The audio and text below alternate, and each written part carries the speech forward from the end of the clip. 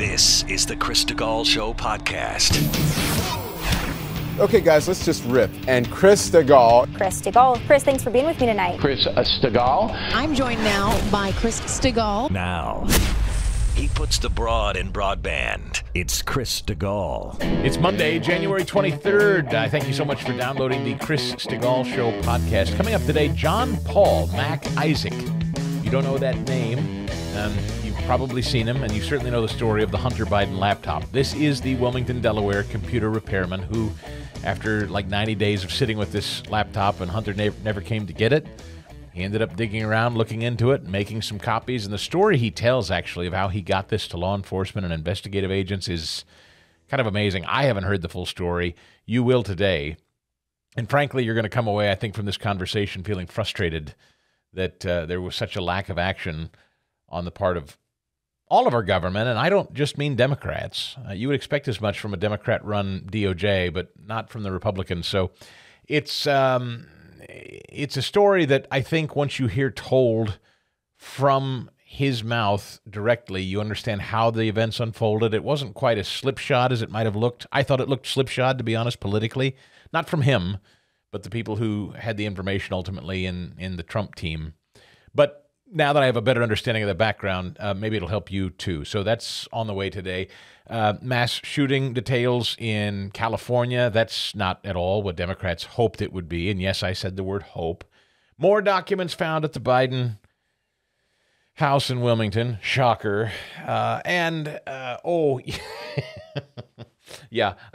Sorry, I have a couple of minutes where I'd like to just get into some of the football action over the weekend. Since I have radio home bases in both Philadelphia and Kansas City, you might have noticed, if you're a football fan, there's a little something bubbling there in both teams. So we'll get into that in just a minute. I want to welcome today, as the first official day of our title sponsorship and partnership with John Ruhlman. John is usmedicalplan.com. usmedicalplan.com. Now, Mr. Ruhlman, John Ruhlman, is a family business himself. I have been friends, for some time with Harvey Durham. And Harvey, if you listened last week, Harvey called me and he said, I want folks to know about John. As I start to push back from my own business, I would like to direct people to start calling and working with John, because John can do some things in insurance that I cannot do. I'll be honest with you, there's some of you who have called, and I've even told you over the years, that when you've called on trying to get a better rate in health insurance, particularly those of you in Kansas, and I know in New Jersey, Harvey's not always been able to help. So if you're listening and you're in states where you've called Harvey and he said, I can't help you, John likely can, because John has a more expansive network of like 80 different insurers he works with. And because he's handpicked by Harvey, this is a promise that I can make to you just the same as Harvey can. This is a guy who is committed to taking great care of you, walking you by the hand through the insurance process, advocating for you. You know that they have a care department at usmedicalplan.com. And what does that mean? To shop for insurance rates, yes, but also get new cards, fight claims, get a payment made. The insurance bureaucracy makes your head spin. It takes a tremendous amount of time. And what John Ruhlman and his family, his wife works with him. How cool is this? His brother works with him. 18 years he's built this business and this reputation of being an advocate. In fact, I don't know of anybody in health insurance that does it quite like this, where they will literally be your block and tackle. You call them and you go, I can't get a claim paid, or I don't really understand this jargon, or can you help me? They pick up the ball and they run with it, so you can go on about your day.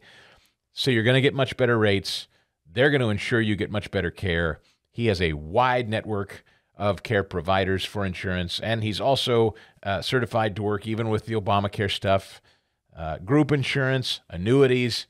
John is a bigger operation, so he can really get you plugged into the absolute best savings for your health insurance needs. I'm proud to work with John Ruhlman at usmedicalplan.com. I hope you'll go there today, usmedicalplan.com.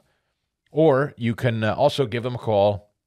Their phone number, just as easy, 877-410-4321. Call 877-410-4321. Ask for John Ruhlman, and when you reach out, tell them Chris said thanks, and you thank them for sponsoring the show each and every day. usmedicalplan.com. John Ruhlman at 877-410-4321. You know, when I was coming up as a kid, cops were learned to, required to learn to shoot to kill. Well, you ought to be able to shoot to stop. You know, everything shouldn't be an extreme. So the way we train police officers is changing. This is Philadelphia's Morning Answer with Chris Stigall on Philadelphia's AM 990, The Answer, and 990theanswer.com. All right. How you feeling? Monday. Back in action. Telephone number 610-850-0990, 610-850-0990. We're online at 990theanswer.com.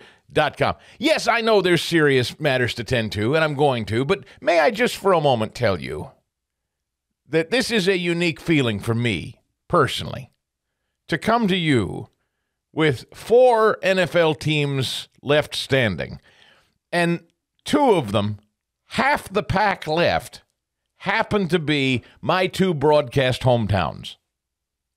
Now, I have to tell you that as a football fan, that's just cool. I know that irritates you people that don't like football, but just shut up and let me have this, okay? This is pretty cool. What has been rumored for some time amongst some pundits, I didn't want to believe it, could happen. Ladies and gentlemen, this could be one massive conflict for your host as it could.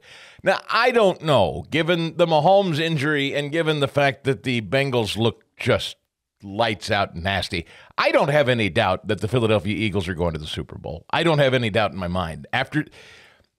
You can say the Giants aren't that great if you want, but the Eagles are just up and down. I think lights out the most dominant team in the game right now. I really do. It's hard for me to pick apart a single aspect. And by the way, if Jalen Hurts wasn't playing top shelf football this weekend, then I don't know what top shelf looks like. He doesn't appear to be at all hobbled. Can't say the same for Patrick Mahomes, who has a high ankle sprain now, and dependent upon who you talk to, an orthopedic, believe me, all the interviews now are focused for the next 7 days on how's Mahomes' ankle. And can Mahomes do what he does on a high sprain? I don't know, remains to be seen, but the games come down to Eagles versus Niners, Bengals versus Chiefs. I think the Eagles take the Niners, and I don't think it's going to be a problem. As for the Kansas City Chiefs or the Bengals, I'm not optimistic. This may be where the magic ends. I don't know. Although it's pretty rare to see a backup quarterback come in for a guy like Mahomes, an older guy too. This guy, Chad Henne, he's been around forever. He comes in and drives the team 98 yards for a touchdown. You know, not bad in a pinch when it matters to have a backup come in and do that, right, Fast Eddie? Not at all. When they said Chad Henne, I couldn't believe it. I was a big college football watcher, as you know. I'd like Michigan. Yep. He was their quarterback, and I couldn't stand him. And I'm like, here, this is it for the Chiefs. And nah, man, they put him in on the goal line. In Kansas City, the motto is anything can happen. You like that? Anything is possible. But no, I think I'm hard pressed to see how the Eagles aren't Super Bowl bound and very easily Super Bowl victorious. I'm hard pressed to see how that's not so. I mean, if I'm just to be wholly honest with you about it. Of course, my heart is always with my Kansas City Chiefs, born and raised a Kansas City Chief, but I became an adoptive Philadelphia Eagles fan, and people say, you can't do that in Philadelphia. I said, listen, I have always been able to walk and chew gum on this football thing. I have an NFC team and I have an AFC team. Now, if the two ever have to meet, then I'm going to be honest with you, I have a rooting interest. But until that day hits, you know, having spent a dozen years of my life in Philadelphia and going to my first Super Bowl event and parade with the Eagles and Doug and Nick Foles, like my first Super Bowl experience in a city was with the Eagles. That's just a fact. The Chiefs came later. So, and I wasn't even, I was watching that from afar. So it's different when you're living in the city when it happens too. You know, being down there in front of the art museum and Kelsey and the Mummers get up, I'll never forget that. That was cool to be a part of. So I have a warmth and a fondness for the Eagles, even though they're not my team from growing up as a kid. it's fun to see them do well. And now, for the first time since I've been working in Philadelphia, I'm now perhaps staring down the barrel of my childhood team, the Kansas City Chiefs, taking on my adopted hometown Philadelphia Eagles. That's going to be... Look, I hope that happens. In a weird way, I want that. In another weird way, I kind of don't. But this weekend is going to be weird to watch. Chris, I always say, look, the Kansas City Chiefs are like the sister team or brother team, however you want to look at it, of the Eagles. Because, I mean, we had Dick Vermeil. Yes. Then the Chiefs had Dick Vermeil. Yes. Andy Reid, brought us to the Super Bowl, at least in my lifetime, the first time, and then goes to Kansas City and wins the Super Bowl. I've always had a fondness for the Kansas City Chiefs. Doug Peterson was with the Chiefs, came to the Eagles. Unbelievable, right? Yeah. No, the links are many. The coaching staff ties between Chiefs and Eagles are many. The fact that Doug and Andy were playing one another this weekend. Jacksonville and the Chiefs were playing one another. That was remarkable. Oh, by the way, not for nothing, speaking of Jacksonville for half a second, did you happen to see, you probably didn't, some media caught this. Jacksonville is in Kansas City for this game this weekend. Do you know who showed up to watch it? Who was walking the sidelines? Did you see this? Take a guess. Oh. Where's Jacksonville from? Oh, Florida, yes. Governor Ron DeSantis. The big man. Ron DeSantis was walking the sidelines at Arrowhead, and the crowd was going crazy. Like, some people still don't know who. I mean, what's amazing is, you and I live in this world where we know what Ron DeSantis looks like, and we watch him on social media, and we're fans and all that stuff. There are a lot of people that still don't know who the governor of Florida is. And that's okay. There are just a lot of people who are football fans, and they're there, and they see a dignitary walking down, but they don't know who he is. But the people who knew, you should go to Twitter and look up some of the video of DeSantis walking the sidelines at Arrowhead this weekend during that Chiefs-Jacksonville game. People are like, governor! He's like, Bieber in his heyday. Or Bono in the 80s. I mean, he's like a rock star, that guy, walking the sideline. People are reaching for him. Governor, please run for president. So at any rate, look, I don't know. I don't know where this thing heads, but Saturday, it's all over but the shouting. Ray Didinger is going to be with us today. I can think of nobody I would rather talk to today than a Hall of Fame football analyst and writer in Ray Didinger, because at this point, I think you have four outstanding teams. It seems to me when you look at the four teams left, it's hard to argue they're not the four best teams in football. And I would have to say, I mean, if I'm to be wholly honest with you right now, I would argue that the two, and it pains me to say it, but I think the two best teams in football right now happen to be the Eagles and the Bengals. I have to, if I'm going to be completely Ray Didinger honest with you, that's where my gut says this goes. But, look, I hope I'm wrong. Magic can happen. Mahomes can make interesting things happen when you don't think he can, even injured. I mean, the guy was jumping and throwing. He does make stuff happen when you don't think he can. Will he against the Bengals? I don't know. Here's one interesting stat. Mahomes has never beaten Joe Burrow. Never. It's never happened. So I'm prepared for the ride for the Chiefs to end this weekend. That's mentally where I'm prepared. But I think the Eagles are all the way. I think it's, and by the way, if the Chiefs do get past the Bengals, I'd forget it. I will be happy either way. My heart's with my Chiefs, but I can't deny the Eagles are just a lights-out superior football team in every phase. Was there anything you didn't like watching that? And it wasn't just a great game. It was just a beatdown, an embarrassment of the Giants. I don't know if the Giants came out flat. They were never that good. The Eagles are that good. When you see that kind of embarrassment, it's always hard to read to me. How did you read that? No, I thought that the Eagles had to play that way. It was like it honestly, it put any doubt aside for me, because all I was worried about was, it's like, okay, is Hurts still hurt? And it didn't appear that way. You have to put a team like the Giants away. Yep. And they did. Oh, man, did they. And Nick Sirianni, the head coach of the Eagles, is there more attitude in a coach than that guy?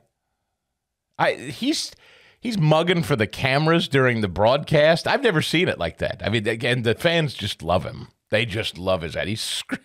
What do you think there toward the end when he was clearly trying to draw him off sides instead of kick that extra point? Looked like he was going for 2. I thought he was clearly just trying to draw him off sides, right? I mean, I don't think he truly intended to go for 2.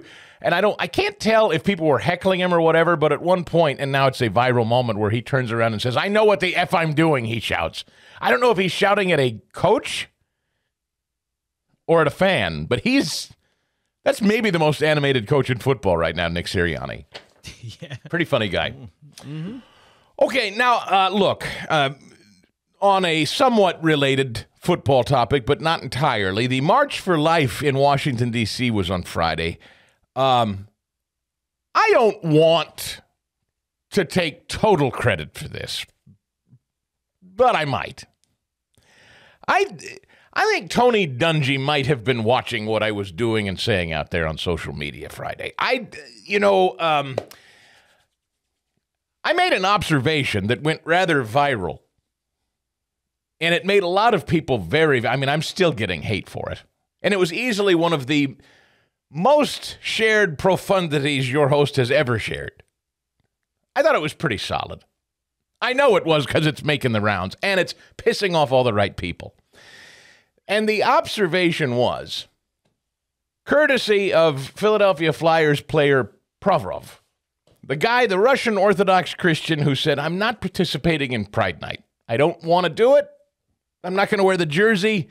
I'm going to quietly sit out, and then when it's time to play, I'm going to put on my regular jersey, and I'm going to go out and play," which is what he did. Of course, I and anybody who appreciates the First Amendment in the United States is going to come to Provorov's defense and say he has every right to do that and not be forced and compelled to wear that jersey. Of course, the American left now thinks he's a bigot and hateful. Look, here's what I mean when I say my observation ticked off all the right people. So upset did my observation make some that even Keith Olbermann felt he had to address me on Twitter. That's how I know what I'm about to tell you is right. When Keith Olbermann sees fit to chastise me on Twitter from his ivory tower or wherever he lives, that's how I know I think I'm onto something. Of course, my observation last week, if you weren't here, was as follows. Oh, I see. When Damar Hamlin collapses and we think he's dead, then everyone takes a knee and joins hands, and everyone's praying, and there's an ESPN analyst on TV praying, and everyone's talking about the goodness and greatness of God and how wonderful God is and how good God is, and Damar Hamlin's life was restored, and he's going to be okay, and wasn't it great to see all these players setting aside their grudges and their differences, and these coaches praying and holding hands? God, God, this, yay, God, so much God. Which was wonderful.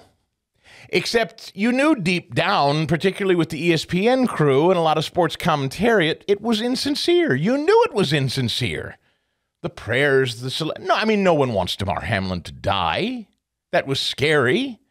But my point is, when everyone was terrified that this young man was going to die, where'd everybody go? Right to God, as so many people do, because as the old adage goes, in war, you don't meet too many atheists in a foxhole.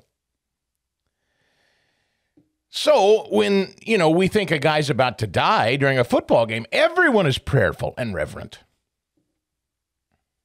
But when Provorov decides, as I said, to honor God's law, because it's in the book, folks. If you're a believer in God, there's a book he's authored, and you ought to check it out. And inside that thing, there's a lot of stuff you can learn. There's stuff that he believes that he shares with you and imparts with you as laws for living. There's stuff that's great for you that you can benefit from reading and apply to your own life. There's historical accounting. There's lots you can learn. By the way, I'm no scholar. I'm not a theologian here. I'm not coming to you like a seminary student who's read it cover to cover. It's not a sanctimonious position. I'm just sharing with you. If you pray to God, you kneel to God, you believe in God, you say, God saved Damar Hamlin. Oh, we're all going to pray for, great. But don't spit in Provorov's face when he says, yeah, one of the tenets of God's law is I don't celebrate pride. I'm not going to wear a rainbow jersey and promote homosexuality and alternative lifestyles like that. I just can't do it as a matter of my faith. He didn't say, I hate gay people. None of that. So I made the point, rather well, if I do say so myself, you cannot kneel and pray to God and celebrate God when Damar Hamlin's about to die and then spit at Provorov when he says he wants to honor God. Can't do it. Oh, did this make people mad? Well, I'm not so sure that Tony Dungy didn't see it. Did you hear Tony Dungy at the March for... First of all, Tony Dungy did show up on the sidelines at Arrowhead on Saturday, so apparently NBC didn't fire him. A lot of people were worried that NBC was going to fire Tony Dungy for showing up at the March for Life. I don't think Tony much cared. So Dungy shows up and delivers this speech. I wanted you to hear this because I don't know. I'd have to ask him. I just have a funny feeling he saw this and went, that's a good point. I'm going to incorporate it in the speech. Take a listen. Can't tell you how much excitement Lauren and I have to be here today. Even though this march is taking place right at the biggest time of my profession, the NFL playoffs, this is way, way, way more important. It's amazing to me that God actually used football to shine some light on the subject of life for all of us. 3 weeks ago, during a game in Cincinnati, something happened that impacted our entire country. A young man named Damar Hamlin of the Buffalo Bills made a routine tackle and his heart stopped beating right on the field. It could have been tragic, but something miraculous happened. The team medical staff rushed out. They got Damar's heart started again. But you know what? That wasn't the miracle. The real miracle was the reaction of everyone to that. The announcers on the broadcast, what did they say? All we can do is pray. Right on. Yes. And all across the country, people started praying. Lauren and I, we were having dinner with friends of ours, and we stopped what we were doing, and we prayed right there. The Bills players prayed right on the spot. Now, usually when that happens, the cameras cut away from that because we don't like to see that. Back when I was coaching in the 1990s, a few Christian players got together and they said, we want to pray after the games. And we actually got a memo from the NFL office that said, don't let your players do that. If you do, you'll be fined because that's not appropriate. Can you believe that? That's a true story. But last week, or 3 weeks ago, everybody on that field was praying. And it continued. The next week, at every stadium in the NFL, teams got together and prayed, and it was amazing. Well, those prayers were answered. Damar's recovering now. He's home. He's been released from the hospital. Yes, ladies and gentlemen, exactly the point. God does work in mysterious ways. God does use people and events to further his kingdom. And I think Damar Hamlin and his family, I don't dare speak for them, but I would bet you that they feel very much the same. I'll bet. I don't know, but I bet. This incident was used for good. I think Damar Hamlin's a believer from what I read, but Dungy's right. Now, he concludes this way. But what's the lesson in that? You know, an unbelievable thing happened that night, a professional football game with millions of dollars of ticket money and advertising money on the line. That game was canceled. Why? Because a life was at stake. And people wanted to see that life saved. Even people who aren't necessarily religious got together and called on God. Well, that should be encouraging to us because that's exactly why we're here today.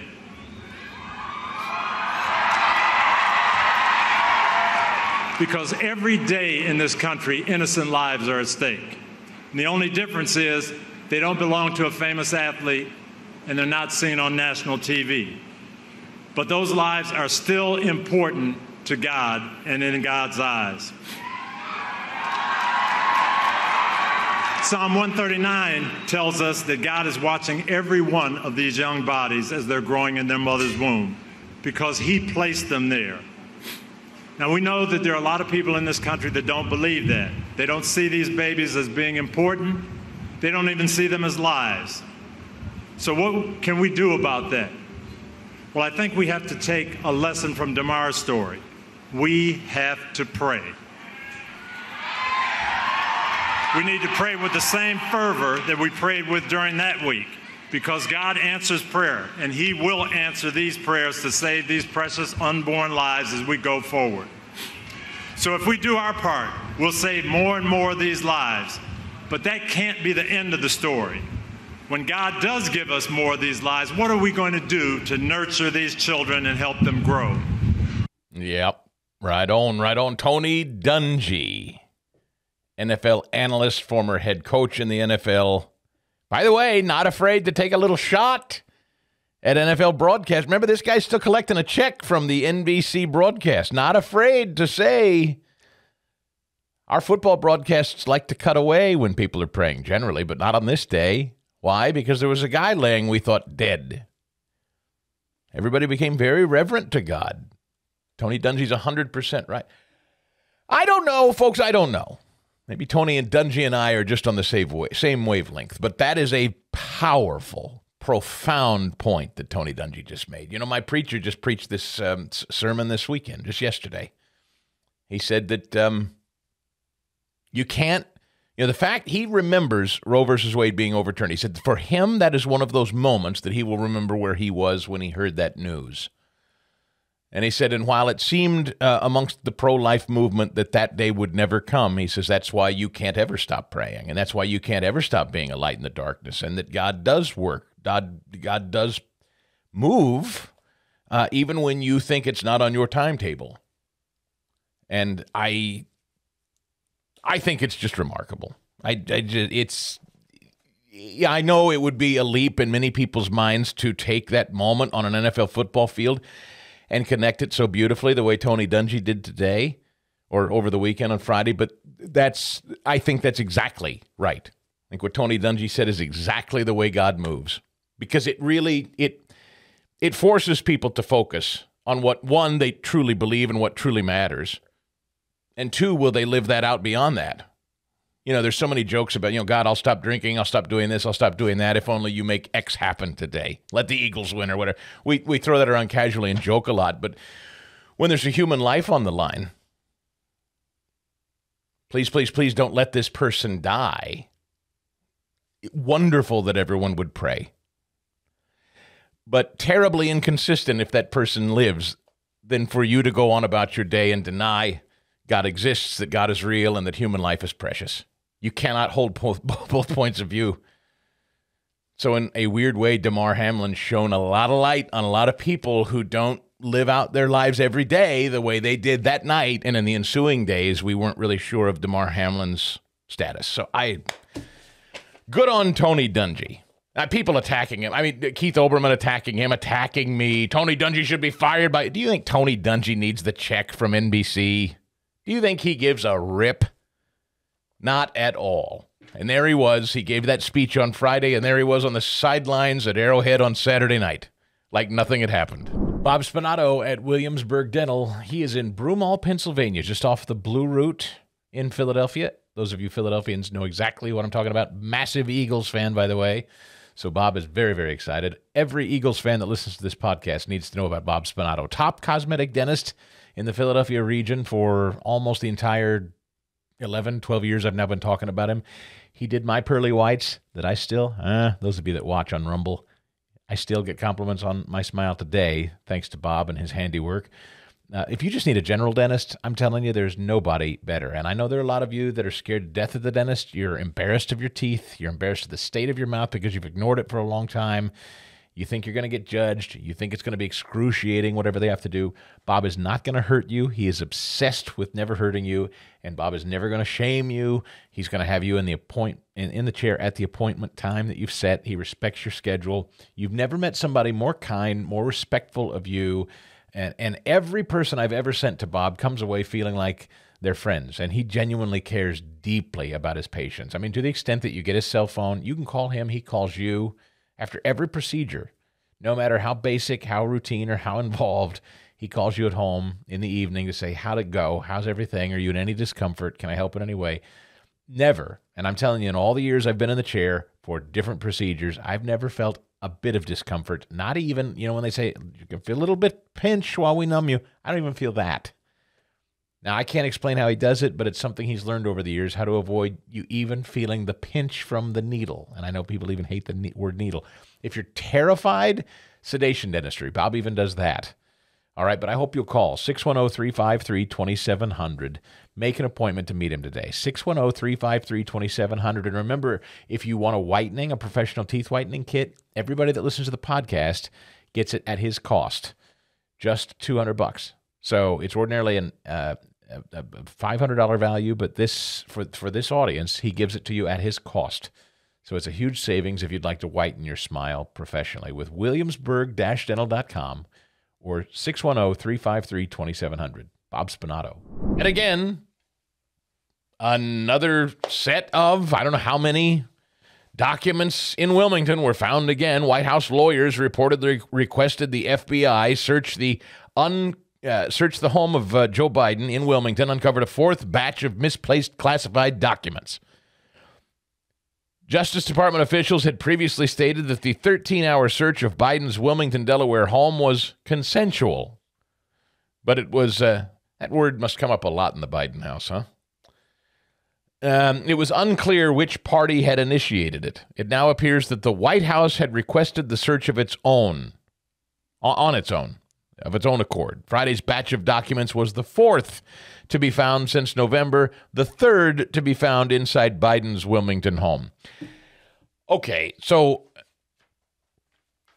and incidentally, the reporting as I read it, these are documents that now date all the way back to like his time in the Senate. So that means that he's been carting around documents he shouldn't have had in his possession since his time in the Senate.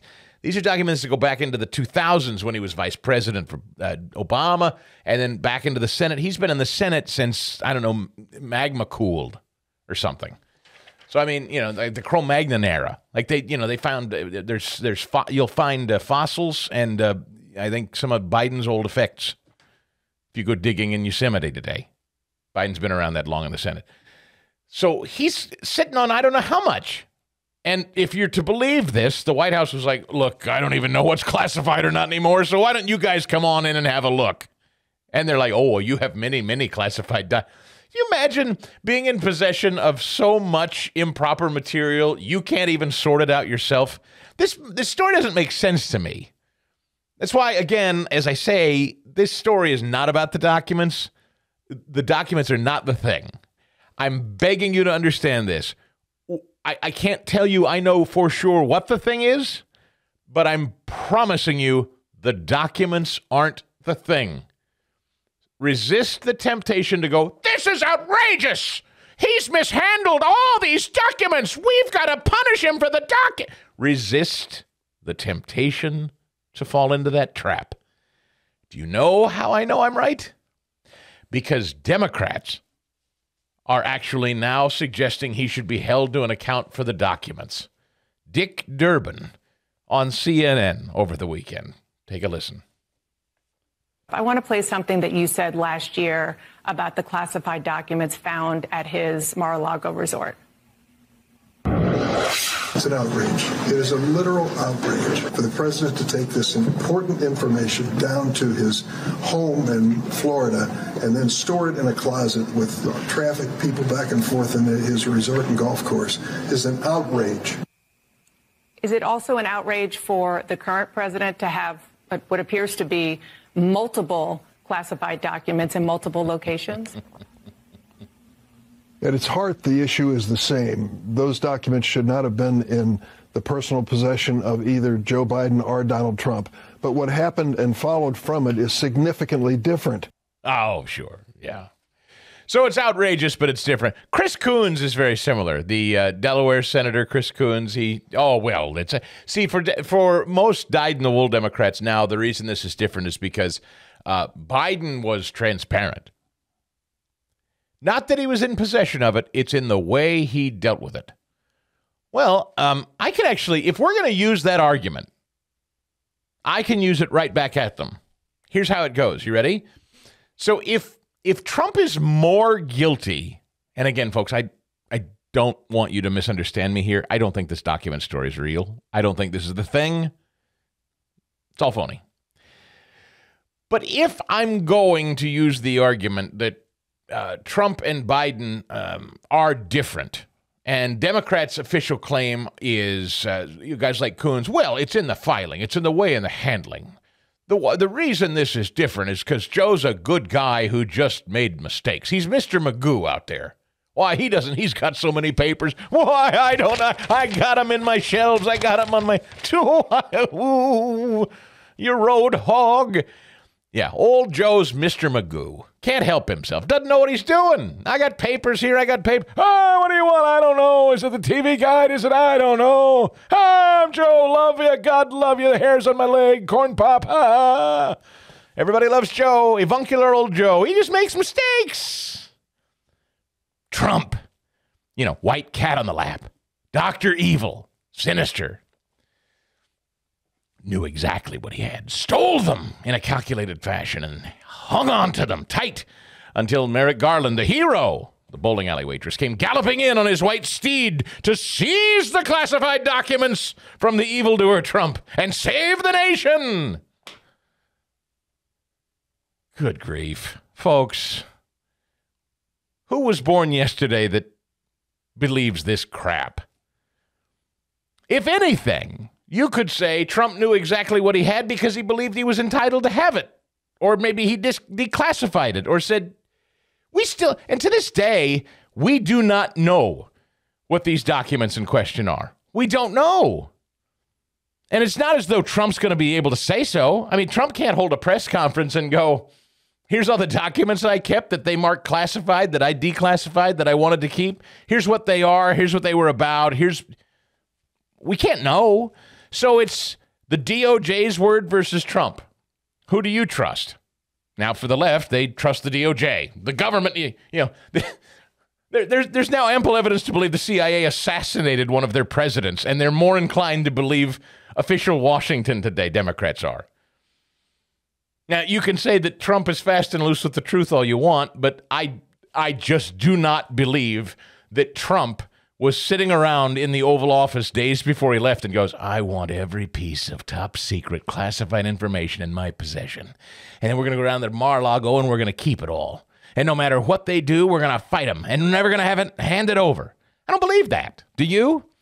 But Joe, he's been in the Senate, again, since, the primordial ooze.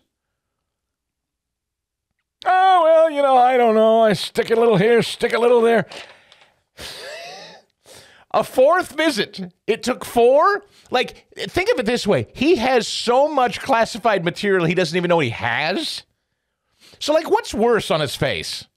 He's taken so much he doesn't even know? Go root around in there, take whatever. Joe, there's some more documents here. That wobbly table leg, apparently some classified documents have been stabilizing the wobbly table leg, Joe. Well, I just needed something in a pinch. This is so insulting and distracting. Because the real story is, and I think you'll find this with John Paul Mac Isaac in our conversation today, I think the real story is about the utter corruption, the money flow, the money laundering of this Biden crime family. They could possibly be dirtier and more corrupt, but much clumsier, actually, than the Clintons. I think Obama knows it. Remember, even Obama did not sanction, the Obama administration did not sanction Hunter Biden globetrotting and cashing in on dad's name. Even Obama, Obama's a lot of things, but Obama ain't dumb. The Clintons and the Bidens are like old school Democrat dirty. Messy, sloppy. Biden and Clinton are they're like the hillbilly cousins of Obama. The Obamas are embarrassed to have them around. They were useful because they're household names in the Democrat Party. So Obama's used the Clintons and the Bidens well, but Obama owns both of these old filthy, dirty, lying, scheming, corrupt families. He owns them. And he's now successfully crushed them both. They've both been useful, and now they've both been disposed like so much Kleenex. I think, you want to know the truth? I think we're watching Barack Obama officially, politically assassinate the Biden name just as he assassinated the Clinton name. That's what I think this is.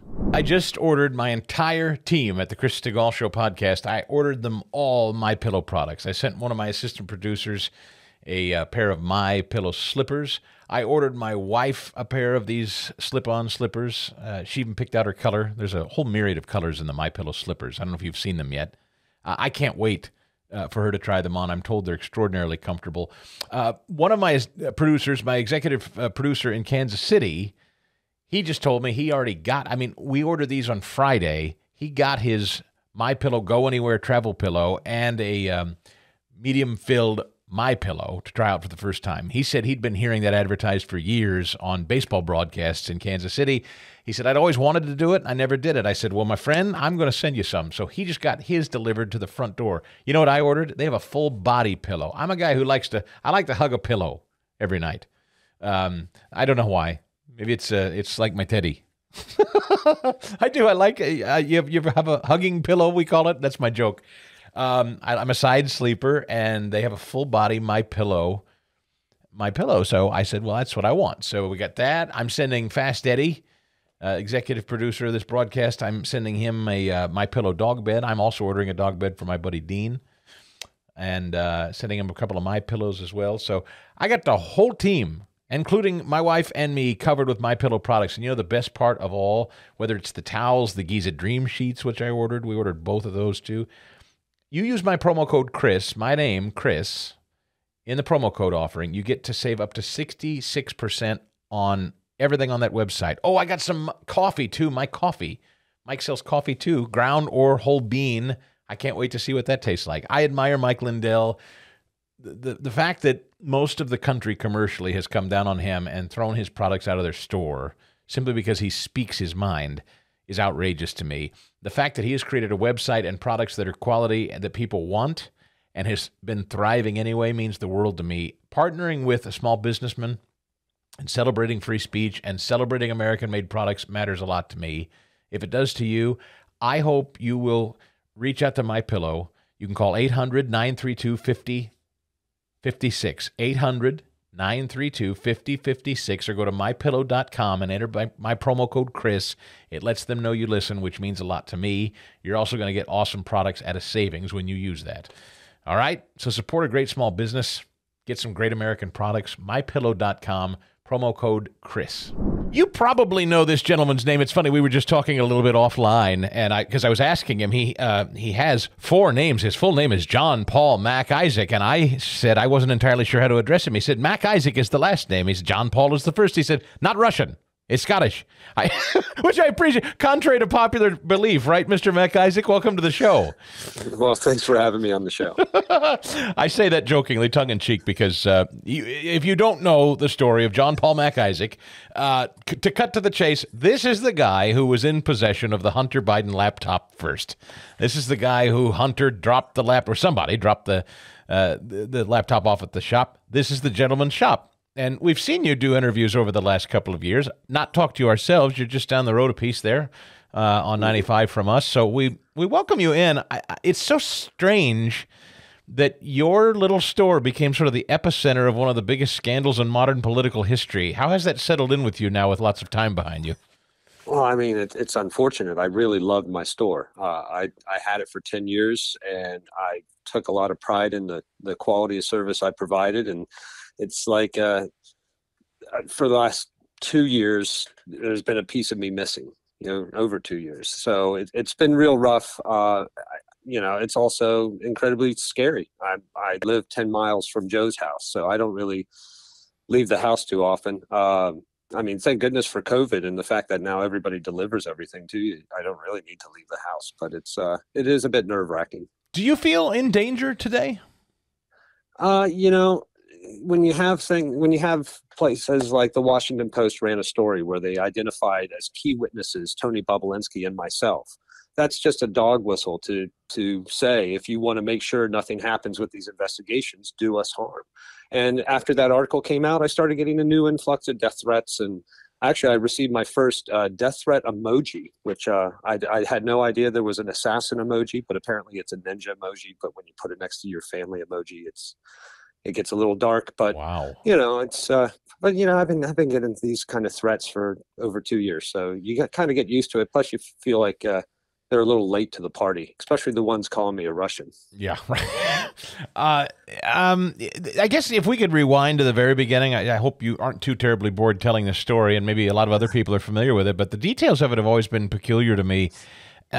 You did or didn't know, I mean, well before Trump or Rudy Giuliani or investigations or anything, you did or didn't know Hunter Biden and whose laptop you had? So, first off, I'm visually impaired. So when he came into the shop, I had no idea who he was until the actual check-in process when I was asked for his first name and last name. And then when I saw one of the laptops had a Beau Biden sticker, I kind of put two and two together. Up until that point, I really had no interest or care of what the Biden offspring looked like or who they were. Granted, it's hard not to hear things when you live in Wilmington, Delaware. But it was low on my care level.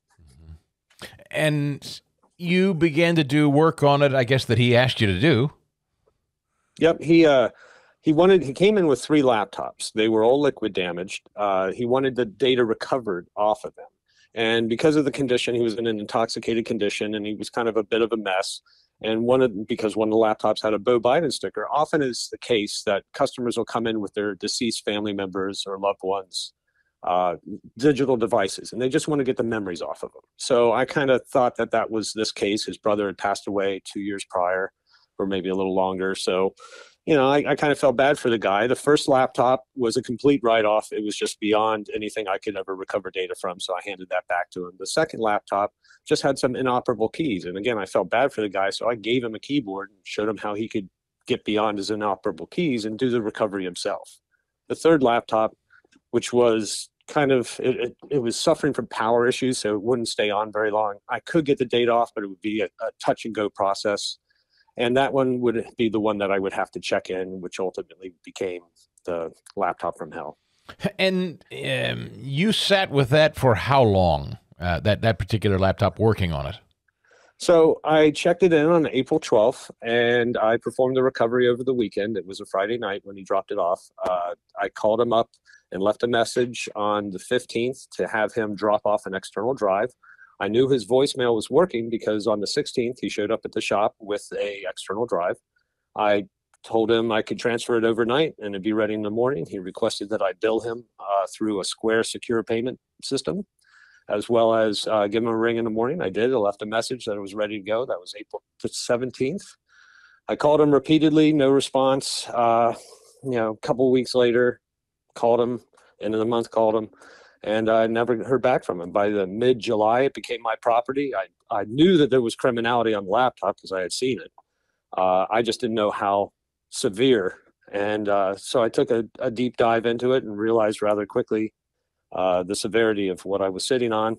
And I knew that I basically, by the end of the summer, I had to get this laptop to the authorities.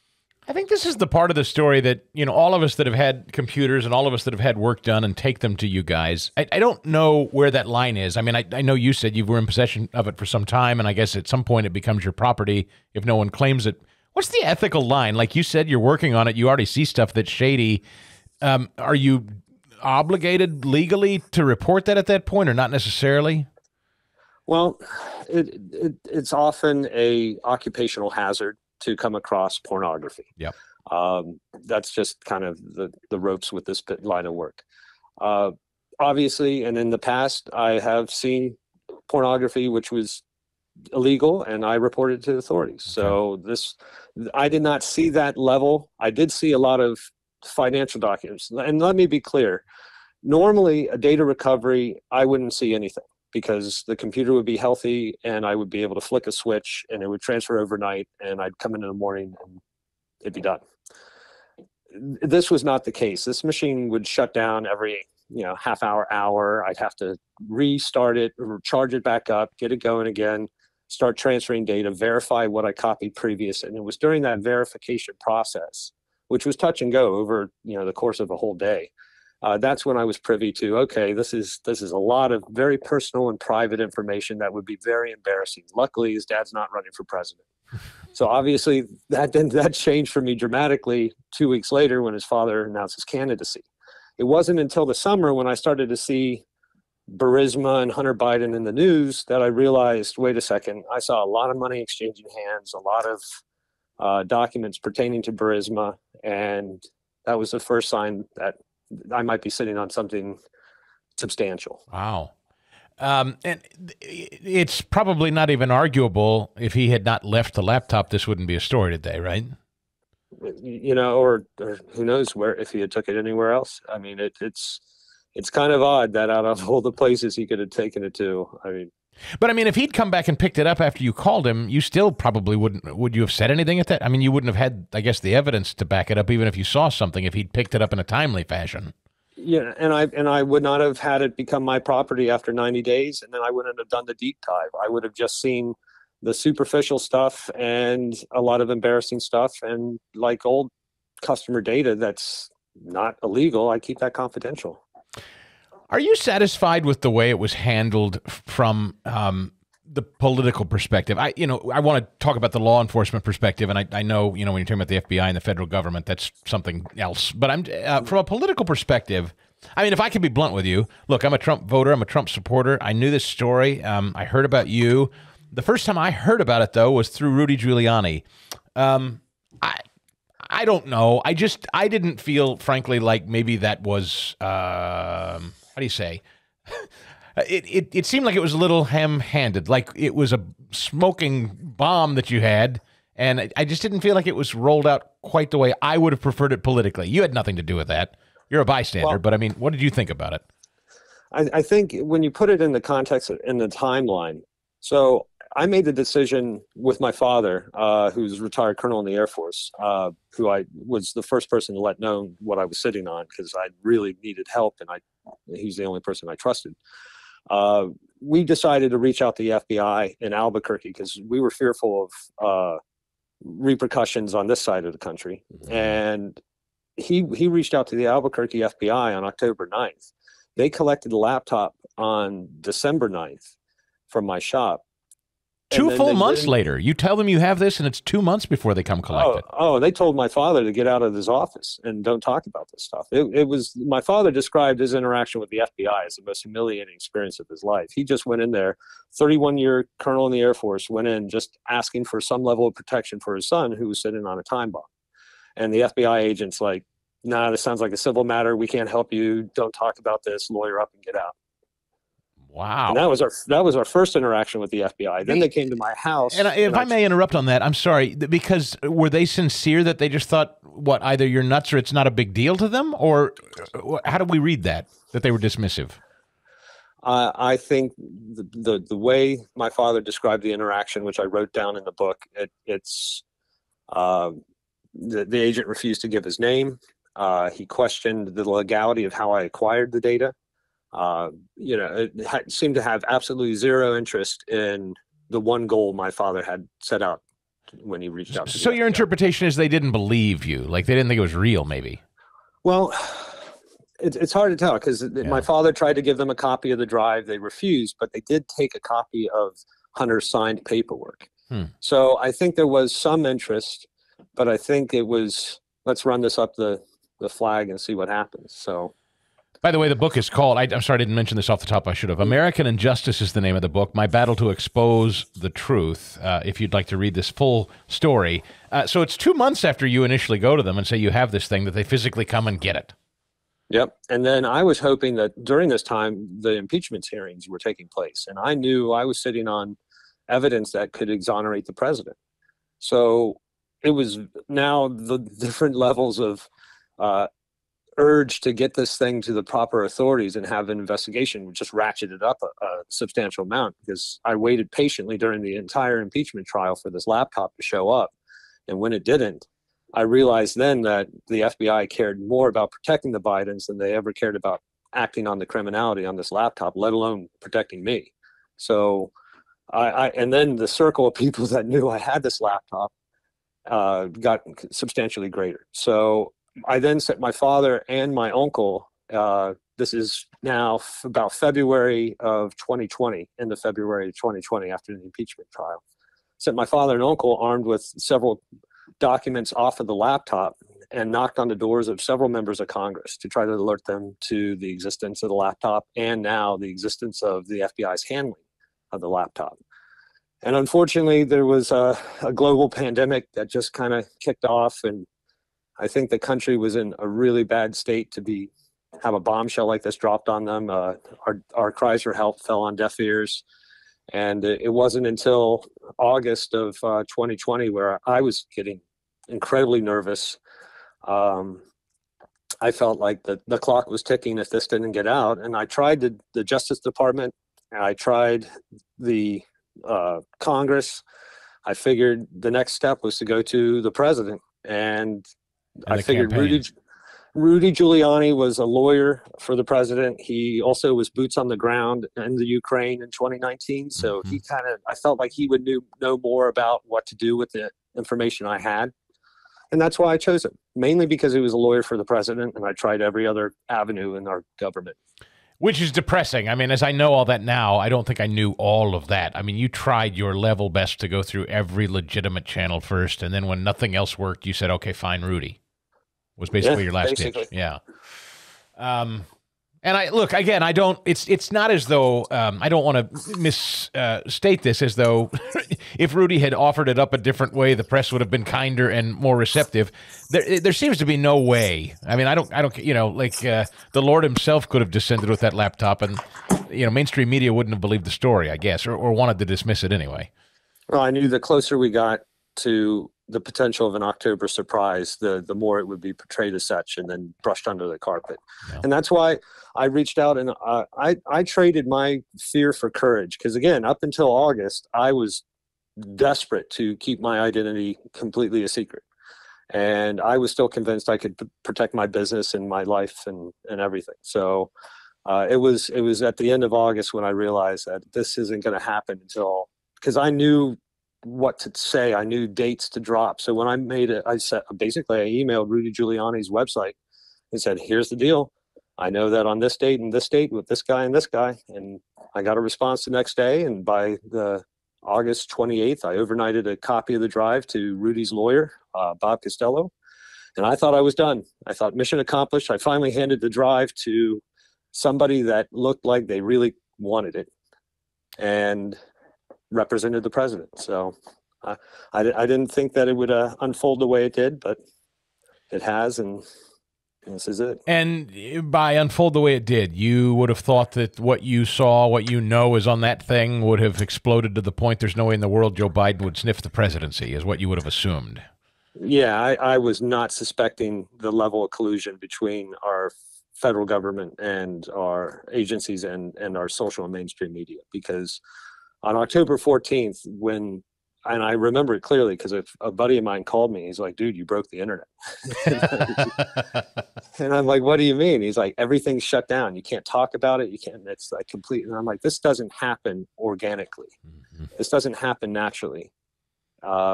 This is something that people were ready for, and it was a switch that they flicked.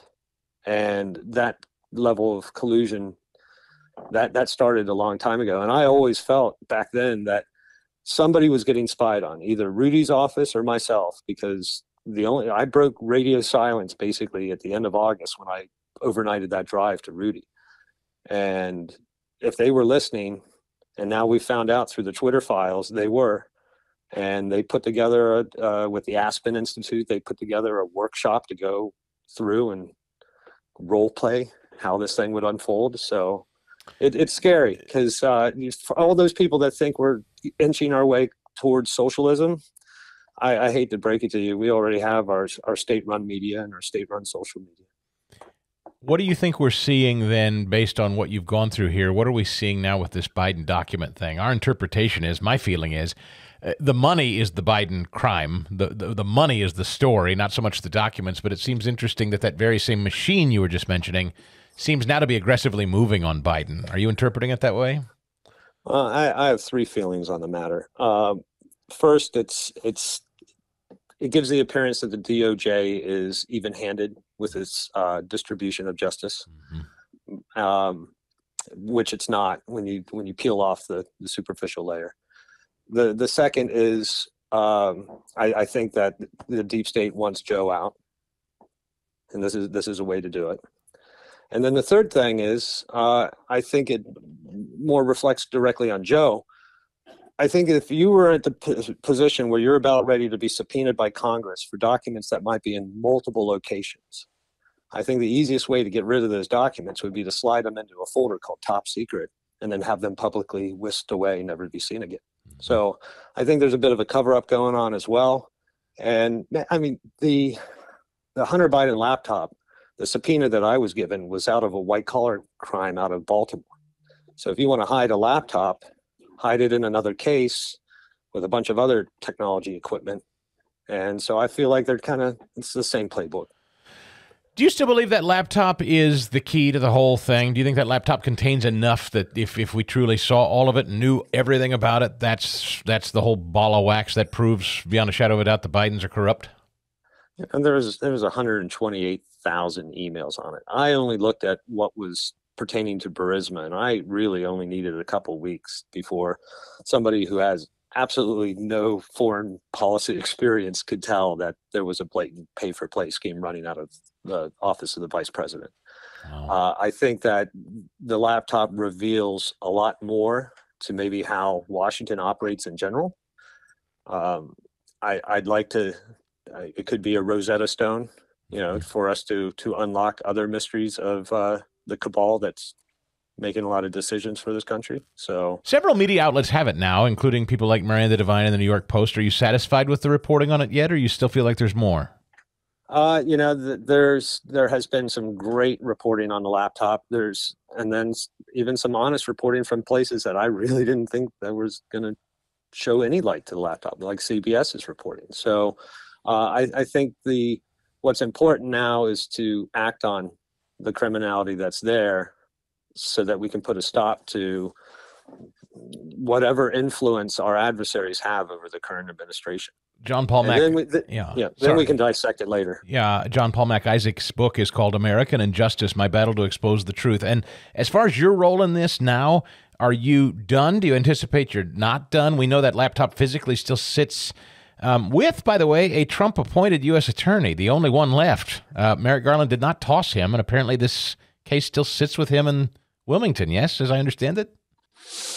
I'm a bit impatient. I've been waiting a long time. I guess Weiss's case has been ongoing now for over 4 years. So I can't wait any longer for accountability. So that's why I'm currently suing Adam Schiff, CNN, Politico, Hunter Biden, and the campaign to elect Joe Biden, and all for their collusion to commit defamation and this whole Russian, I'm an agent for Russia nonsense. So I'm going to keep putting pressure on these people.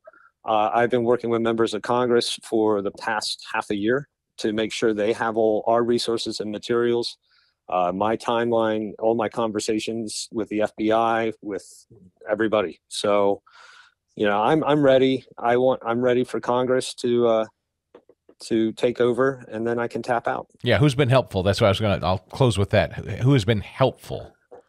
But there's two groups that are I've been working with that are investigating, Jordan's group and Comer's group. So both are very attentive, very receptive.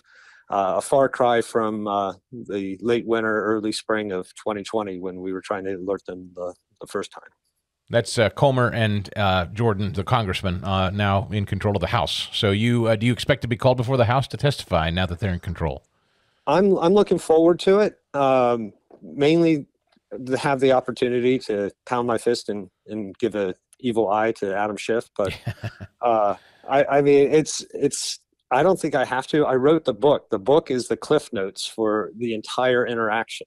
So, because that's really the opposition. The only way they can't discredit the contents of the laptop anymore. they can just try to discredit the chain of custody and the motive. Yes. And it's all in a book. It's all set in stone. Congress has everything. I'm relying on them to hold them accountable. And how are you making a living today, sir, if you don't mind my asking, now that you don't have a shop? Well, my friend set up a Give, Send, Go to help with expenses. I fix a couple Macs, but there's a vetting process because I don't want to let too many people know how to get a hold of me or where to find me. I do odd jobs, clean outs with a buddy that's got a clean out business, whatever I can to survive and get through this until I can have the opportunity to rebuild my life. And the Give, Send, Go, can you direct people to that? Sure. It's Build Back Mac Isaac, a little play on Build Back that. Better. Yeah. And my friend Kristen, who, when you read the book, you'll find out how important she continues to be in my life, and how, a lot of people don't know that I made 2 copies. I made one to give to my father, to give to the FBI, but I also made another to give to a friend of mine in case something ever happened to me. She would actually hand deliver that drive to Rudy Giuliani. Turns out, 11 months later, I would grab that drive and deliver it to Rudy Giuliani. So. Wow. He was kind of like, she was my dead man switch, if you will. John Paul Mac Isaac. The book is called American Injustice, My Battle to Expose the Truth. I mean, you're just an American doing your job. You're literally your civic duty. I think what any American would hopefully do if they were in the same position. I know you're not seeking fame and fortune for it. I'm sorry that you've gone through this, but we're so grateful that you're willing to talk about it. Well, I want to say thank you to all your listeners that have shown their support, because I was never built for any of this. Of course not. I'm kind of an introvert, and I liked helping people one at a time, and not on this level. But if it wasn't for the support I've received so far, I don't think I would have had the strength to get this far. So I want to just thank everybody that's had my back. Mass shooting just outside of Los Angeles over the weekend. Authorities have identified the man responsible for a deadly shooting inside a Monterey Park dance studio. After killing 10 people, wounding 10 others, he ends up killing himself.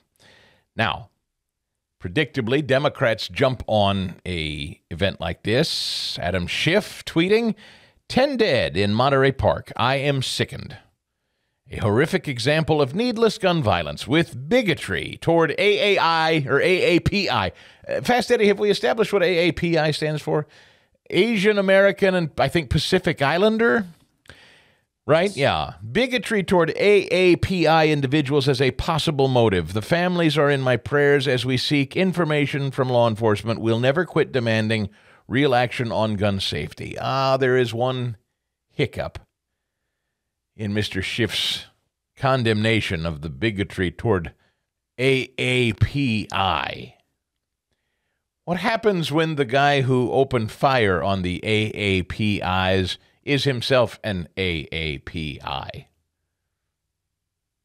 Is that, what do you call that? What happened? Because, did I leave that part out of the story? I'm sorry. The shooter's name was Hu with two U's, H-U-U. Hu Can Tran.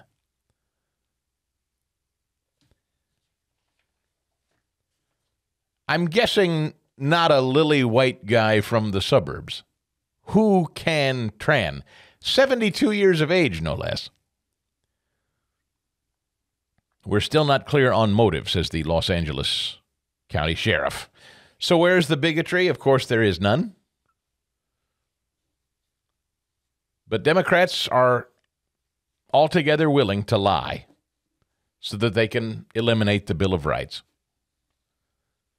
Seize your speech, seize your guns. Do you know I've read that there's a real challenger rising up to take on Adam Schiff in his district for the next cycle? Seriously, have you heard who it is? Fred Savage's little brother. Do you know who that is? I don't know. Those of you of a certain age might remember the sitcom Boy Meets World. What's the guy's name? Ben? Is it Ben Savage? Fred is the older brother, right? Ben Savage, yep. Seriously, Ben Savage is apparently threatening to run against Adam Schiff in this district in California. Wouldn't that be interesting? Somebody should. How disgusting. Could it get worse? Before you even, again, and I mean, this is typical now. When tragedies happen, it is 100% typical and expected that before the bodies are even cold, they're already claiming political motive. You know, that this was a hate crime. And then what do you do when you find out, of course, that the guy who shoots the Asians is himself Asian? The Chris Stigall Show podcast.